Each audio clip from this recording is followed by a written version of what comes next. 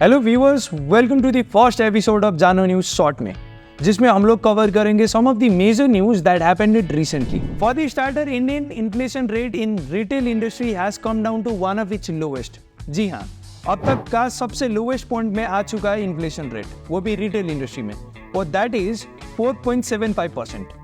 एक background information के लिए हमको पहले जानना पड़ेगा कि इन्फ्लेशन क्या है। सो इन्फ्लेशन एक सिंपल टर्मिनोलॉजी में आपको एक्सप्लेन करे तो फिर इन्फ्लेशन वैल्यू फॉर मनी को डिस्क्राइब करता है, जिसमें down the line same price में आपको सेम अमाउंट ऑफ प्रोडक्ट नहीं मिलता। जैसे कि आज से 20 साल पहले आपको कुछ प्रोडक्ट सेम प्राइस रेट में मिलता था, यानी कि for 10 rupees you use to get some of let's just say you used to get many product, but now with same rupees you get fewer product. That is, inflation क्या करता है कि value for money, यानी कि जैसे जैसे time बढ़ता है वैसे वैसे value for money घटता है।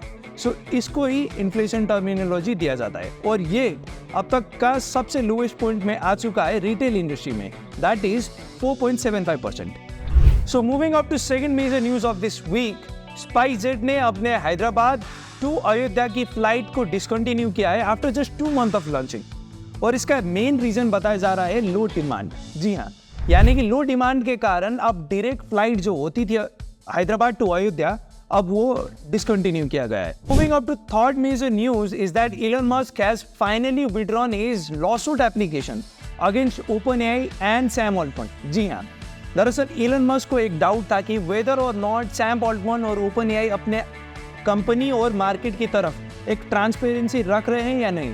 दरअसल उनको ये डाउट था कि अगर सैम ऑल्टमैन और ओपनएआई को कुछ भी ऐसा पता चला है जो ह्यूमन बीइंग को इन डेंजर रख सकता है और काफ़ी हद तक कुछ इम्पैक्ट कर सकता है एआई की तरफ से, तो फिर वो न्यूज़ ट्रांसपेरेंट होना चाहिए।